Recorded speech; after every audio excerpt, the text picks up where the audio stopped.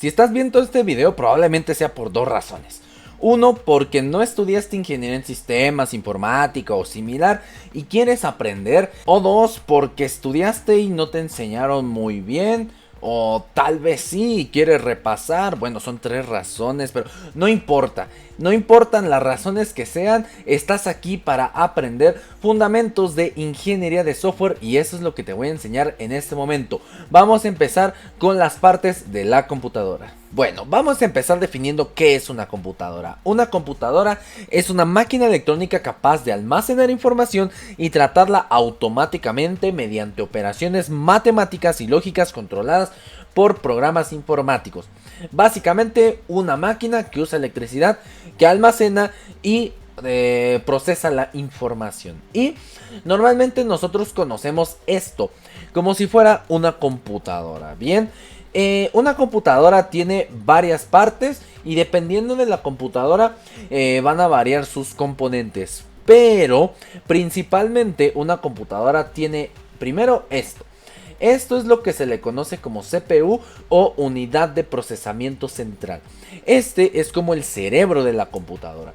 Este es el que procesa toda la información que llega o que manda hacia otros periféricos. Por ejemplo, cuando tú escuchas alguna canción, las canciones normalmente están en algo llamado código binario. Bueno, no normalmente. Todo objeto digital, una foto, un documento de Word, un PDF, lo que sea, todo está en código binario en su mínima expresión. Es como nosotros, sí tenemos células, pero nuestra mínima expresión y la mínima expresión de todo son los átomos. Entonces, acá la mínima expresión en la informática de algo es el código binario, los unos y ceros, encendido o apagado, sí o no, ¿ok?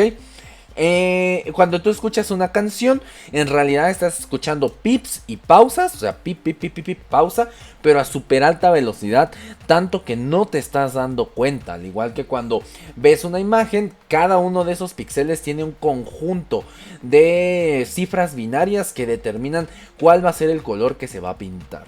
Bien, entonces esta CPU lo que va a hacer es el tratamiento de estos códigos binarios, de toda esta numeración binaria. La CPU lo único que puede hacer en su mínima expresión es sumar y restar.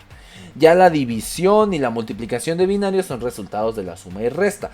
Sin embargo, esto es lo único que puede hacer. Es como si el átomo solo pudiera agregar otro átomo o restar otro átomo. No sé si esto sea correcto en las leyes de la física, pero bueno, espero se entienda. O es como si el cerebro, tu cerebro solo supiera sumar y restar y a partir de ahí puede hacer todas las operaciones más complejas, ¿ok? Entonces aquí la CPU puede empezar a decir, a ver, este 1010, ¿a qué se refiere?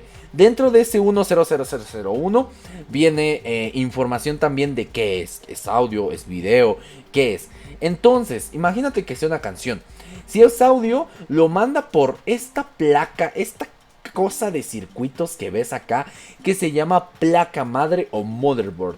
Lo manda por todo esto, ya sabe el camino, ya sabe los conectores que se llaman buses, buses de información, y los manda por ejemplo acá, que esta es la salida de la música, el jack de 3.5, la salida de audífonos, y empieza a transmitir ese sonido. Y este jack de audífonos tiene hardware, tiene componentes especiales que son capaces de transformar lo digital a lo análogo, es decir, de transformar esos pips a algo que puedas escuchar con unos audífonos, una bocina o algo por el estilo, ¿ok?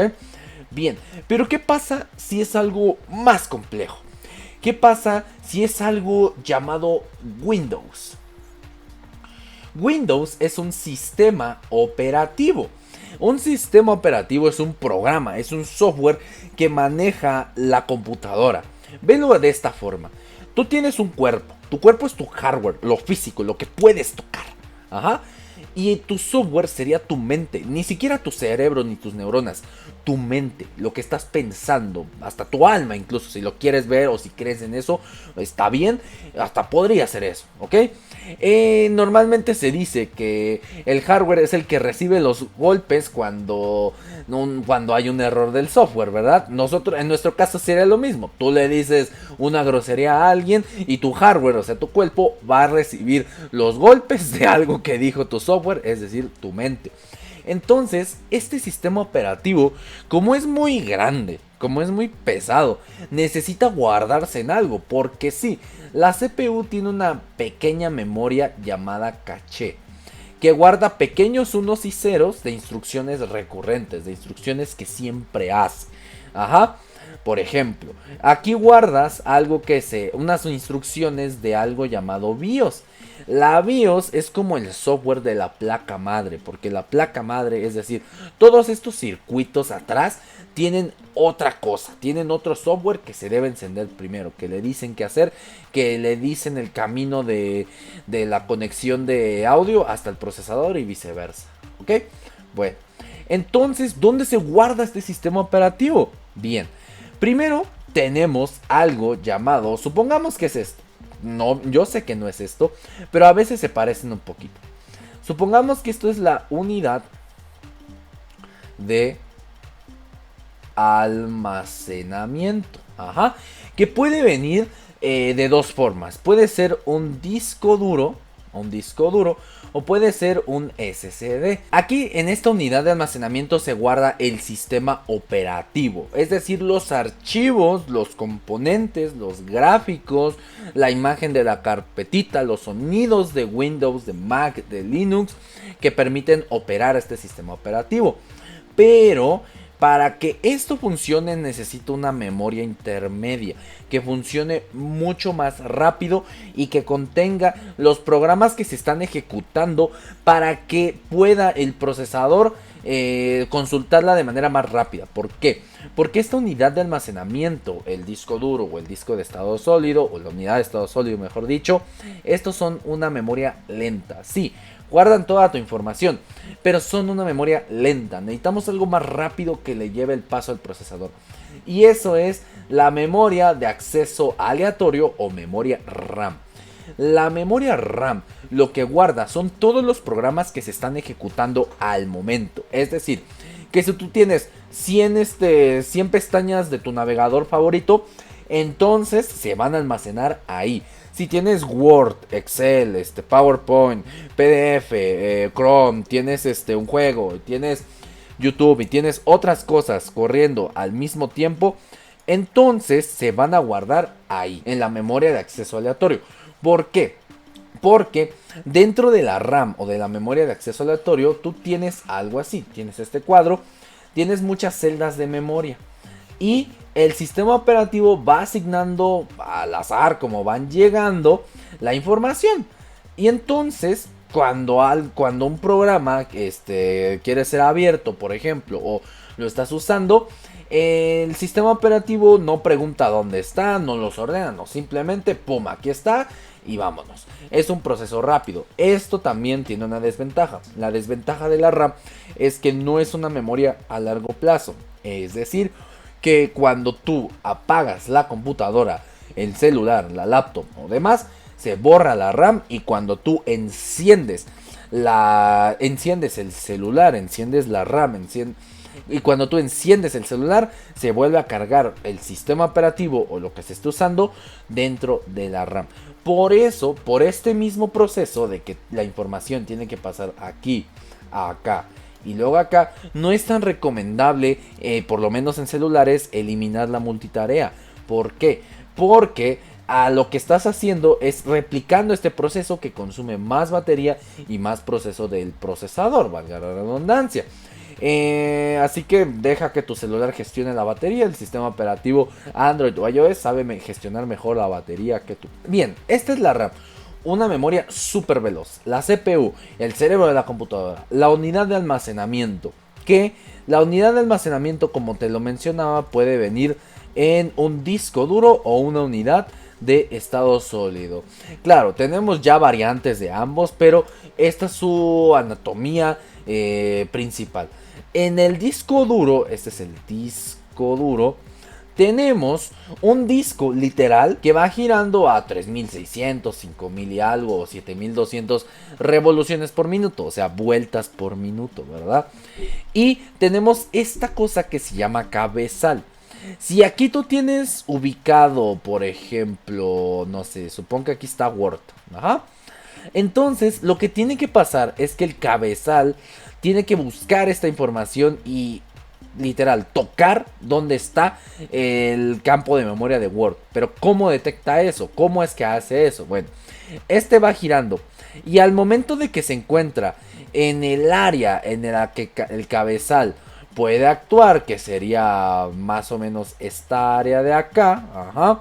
Cuando llega aquí, el cabezal se tiene que mover a esta parte y decir, ah, este es Word, entonces lo mando a la RAM y ya. Ajá, y ya empieza a cargar el programa. Bueno, técnicamente manda la instrucción a la CPU, al procesador, y el procesador manda la RAM, y desde el disco duro también se manda una parte de la RAM, y todo se congenia. Bien, ¿esto qué hace? ¿Esto qué provoca? Provoca que al ser un movimiento mecánico tiende a ser lento, ¿ok? Tiende a ser lento. Ese es un problema de los discos duros, son lentos. Otro problema de los discos duros es que son frágiles al momento de golpes. Es decir, si le das un golpe a tu disco duro, es muy probable que lo vayas a descomponer. Ahora, ¿qué pasa del otro lado? ¿Qué pasa en un SSD, en una unidad de estado sólido? No tenemos partes mecánicas. Lo que se almacena en estas cosas que ves acá negras es literalmente electricidad. Electricidad que va pasando por esta placa y que con estos conectores hace el mismo proceso de la RAM a la CPU y de la CPU a la RAM y demás. Hace el mismo proceso, pero como no tiene partes mecánicas, partes que se muevan, y como almacena electricidad y como la electricidad se mueve a la velocidad de la luz, por lo menos aquí sí, entonces va mucho más rápido. Ojo, no es que tu disco vaya a la velocidad de la luz, simplemente va muchísimo más rápido. Esto que provoca también una desventaja. Estos pequeños paneles tienen una capacidad tanto de lectura como de escritura. Entonces, si usas muchísimo un SSD, después de un tiempo se descompone, ya no sirve y tienes que comprar otro. Ajá. Esto no pasa en los discos duros, por lo menos no pasa en tan poco tiempo. Tienen un poco más de tiempo de vida. Claro, el SSD es más caro, pero es muchísimo más rápido. El disco duro es más lento, pero son mucho más baratos y frágiles a golpes. La recomendación en una computadora es que se usen los dos. Y bien, lo que te decía de esta carga de programas y de procesos, la CPU lo que tiene es que encola estas instrucciones. ¿Qué me refiero a esto? Es como la fila de un banco. La primera persona en llegar es la primera persona en ser atendida. ¿Qué pasa entonces? Que cuando tenemos, por ejemplo, una imagen, un videojuego, algo de edición de video, no necesitamos que se encole. ¿Por qué? Porque son muchos píxeles. Por ejemplo, la resolución Full HD, que es 1920 por 1080 píxeles, es decir, puntitos. Cada píxel es un cuadrito dentro de una pantalla que representa un color, y la combinación de todos esos cuadritos representan los píxeles, representan toda una imagen. Haz una prueba, acércate mucho a un televisor, pero muchísimo, si quieres hasta con lupa, y verás que tiene cuadritos chiquitos con cada uno un color. Esos cuadritos son los píxeles. Entonces, si queremos mostrar una imagen o un video a Full HD, tendríamos que mostrar en la pantalla 2.073.600 píxeles. ¿Y cada cuánto por segundo? Si estamos jugando algo a 30 FPS, a 30 frames por segundo, quiere decir que estaríamos mostrando más de 60 millones de píxeles por segundo. Eso es muchísimo. Aunque tengamos una foto estática, se siguen mostrando esos píxeles cada segundo, esos 60 millones de píxeles cada segundo. Y si tenemos una pantalla de 60 FPS, de 60 cuadros por segundo, pues esto se duplica, más de 120 millones de píxeles por segundo en una pantalla. Y si ya le vamos escalando a 4K y demás. Pero ¿qué pasa? El procesador encola esto. ¿Te imaginas que tu pantalla se vaya cargando línea tras línea, tras línea, tras línea?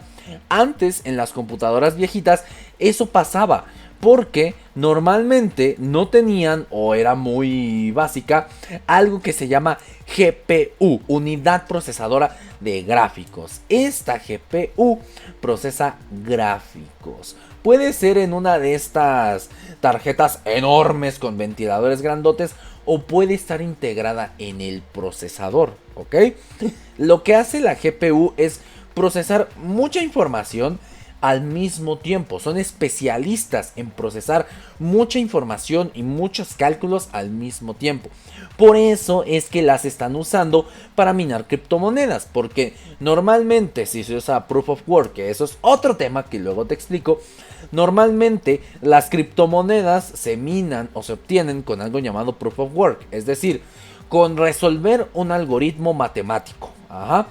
Y este solo se resuelve a ensayo y error, resolviendo operaciones matemáticas muy complejas a ensayo y error. Y la forma más eficiente es corriendo muchas operaciones al mismo tiempo y viendo cuál es. Por eso es que las GPUs son muy buenas para minar y también para correr videojuegos, para editar video, para editar foto, para todo eso. Porque requieres muchos cálculos al mismo tiempo. Los videojuegos no creas que son imágenes estáticas. Normalmente son imágenes dinámicas que se escalan dependiendo del tamaño de la pantalla. Son vectores, es decir, que en una pantalla chiquita de 1080 Full HD, una pantalla normal, una línea de un personaje se vería así. Pero si es capaz la GPU y la pantalla de escalar a 2K, es decir, de escalar a 2K, es decir, el doble de Full HD, la línea se vería algo así, más o menos el doble. Por eso es que pueden escalar su resolución, bajarla, subirla, cambiar los cuadros por segundo y demás, ¿ok? Entonces, esta GPU es la que te muestra los gráficos en la pantalla. No solo en los juegos, sino en todo en general. Y todo está conectado por algo llamado placa madre. La placa madre es una serie de circuitos que tiene diferentes entradas para que puedas poner todos esos componentes y todos se conecten en un solo lugar para que puedas checar. ¿Ok? Bien. Ahora, la placa madre abajo normalmente tiene algo llamado fuente de alimentación. Básicamente la conexión a la luz. Punto. La conexión a la electricidad. ¿Ok? Y uno de los trabajos también de la placa madre es llevar esa luz a donde se requiere. Ojo, no es capaz de llevar tanto voltaje. Es por eso que a veces componentes como la gráfica, como esta la tarjeta gráfica, tienen otro cablecito que se conecta a otro puerto de la placa madre, a otro cablecito ahí, a otra entrada, que sí puede llevar más electricidad. Ajá. Esto ya es más electrónica básica, además. Por lo mientras, quédate que esta es la estructura básica de una computadora. Fuente de alimentación, una unidad de almacenamiento que puede ser disco duro o unidad de estado sólido, una memoria RAM, una tarjeta gráfica o una unidad gráfica y un procesador o una CPU, y donde dentro puede tener la misma gráfica. Ahora, ¿por qué te mencionaba hace rato que los celulares y demás? Porque todo, absolutamente todo, funciona de esta manera. Por ejemplo, esta computadora de Xiaomi. Ajá, aquí dice que es de Xiaomi. ¿Esto qué crees que sea? Esto es una SSD. Por acá hay otro puerto de SSD. Por aquí tal vez, o por aquí pueda estar la RAM. Por aquí más o menos. Esto que ves acá, o por aquí puede estar la RAM tal vez. No sé, dependiendo del modelo. Y por aquí puede estar la CPU. Y dentro de esta CPU puede haber dentro una GPU. Oye, y la unidad de alimentación, aquí está la alimentación. Pero esto ahora es en forma de una batería. Es lo mismo en una computadora. Ahora, ¿por qué tiene ventiladores? Sencillo. Porque las CPUs de AMD e Intel usan algo que se llama una arquitectura x86. ¿Qué es una arquitectura? Arquitectura como en lo de los edificios. ¿Cómo se construyen y se apilan las cosas para que se cree cierto tipo de edificio o para que funcione de cierta forma? No es la misma la arquitectura de un hospital donde tal vez necesites elevadores un poco más amplios para las camillas, a la arquitectura de unas oficinas donde no necesitas elevadores tan grandes y donde pueden ser muchos más altos que los hospitales donde si hay un terremoto, oye, hay que bajar a los pacientes lo más rápido posible. Esa es una arquitectura. La arquitectura es cómo funciona el procesador para hacer lo que hace, procesar información. Y esto repercute también en los programas. Es decir, que un programa debe de hablar el mismo idioma. Por ejemplo, haz de cuenta que AMD e Intel hablan inglés. Por eso es que Windows puede tener tanto procesadores de AMD como procesadores de Intel, porque hablan el mismo idioma, a pesar de que sean diferentes marcas. Haz de cuenta que AMD es de Inglaterra e Intel es de Estados Unidos, por ejemplo. Y entonces Windows, Word y demás hablan este idioma para poder comunicarse con el procesador. Ahora, esto es en una laptop, pero ¿qué pasa con otro tipo de laptops? Aquí te voy a mostrar otra. Esta es una MacBook. Esta es una MacBook que igual, no importa si es Windows, no importa si es Linux, esto aplica para todos los demás. Aquí tenemos lo mismo, esta es la alimentación, creo que por acá debe de estar la CPU, o que estará por acá. No sé, por acá debe estar la SSD, por acá debe de estar la RAM. No sé, ¿ok? O sea, y todo lo de atrás es la motherboard, ¿ok? Pero ahora, ¿qué pasa con esta MacBook Air? ¿Dónde está el ventilador? Bueno, tiene todo lo mismo, tiene exactamente todo lo mismo, pero acá usa una arquitectura llamada ARM, Advanced Read Machine, ¿ok? Este es otro idioma. Este es de cuenta que es francés. Este es francés, ¿ok? Y entonces, ¿qué pasa si quiero comunicarme con Windows? Si quiero meterle un programa de Windows. Hay de dos. O necesitas un traductor intermedio, que en el caso de macOS hay algo que se llama Rosetta, que hace esa traducción. O simplemente no pueden comunicarse. Es como tú queriendo, con tu idioma español, queriéndote comunicarte con alguien de Japón. Necesitas o alguien que traduzca o no se van a poder comunicar. Y la arquitectura ARM tiene una ventaja sobre la arquitectura x86. No usa tanta energía. Entonces, al no usar tanta energía, tampoco genera tanto calor. En este caso, en el caso de una MacBook Air M1, en este caso exclusivamente, no tiene ventiladores. Apple decidió quitárselos porque no los necesita tanto. ¿Por qué? Por lo que te decía, de que no generan tanto calor. ¿Y eso dónde lo podemos ver? ¿Es una locura que se inventó Apple? No. Lo podemos ver, por ejemplo, en los celulares. Los celulares tampoco necesitan ventiladores. Por ejemplo, este Xiaomi no los necesita, no los tienen. Hay algunos que sí, para mejorar un poco el rendimiento, en especial en gaming. Pero no. Aquí, ¿qué tenemos? Tenemos otras cosas como cámaras y demás que se llaman periféricos. Los periféricos son conexiones de la computadora a otro lugar. No necesariamente son interfaces. ¿Qué es una interfaz? Una interfaz es algo que nos permite comunicarnos a nosotros los humanos con la computadora. Porque acuérdate que la computadora solo habla 10101010, ¿ok?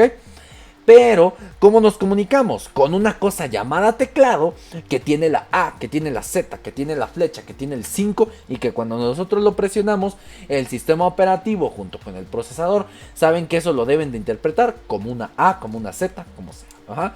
La cámara es un periférico y demás. ¿Qué crees que sea esto? La alimentación. Y por acá más o menos puedes encontrar la CPU, el procesador, o en este caso el System on a Chip. Es lo que te mencionaba en las máquinas de Apple. ¿Qué es lo que tienen igual estas a las MacBook M1 o por ejemplo este iPhone? Que tienen algo llamado System on a Chip. este de acá. ¿Por qué no es procesador? Y como en el caso de las Intel y demás, y en este caso sí es un sistema on a chip, porque incluye el procesador,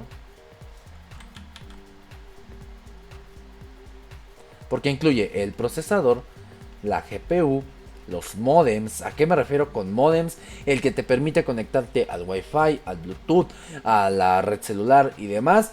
Y a veces incluyen la RAM, a veces incluyen la memoria de almacenamiento y demás, ¿ok? ¿Dónde está la alimentación acá? En la batería STDL o en estas dos baterías. Ahí podemos encontrar el la fuente de alimentación. Aquí está. Es lo mismo. Los celulares usan la misma fórmula, la misma forma en la que se acomodan los componentes, solo que tienen otro tipo de componentes, otro tipo de procesador, otro tipo de memorias y demás, ¿ok? ¿Y por qué también te explico esto? Porque todo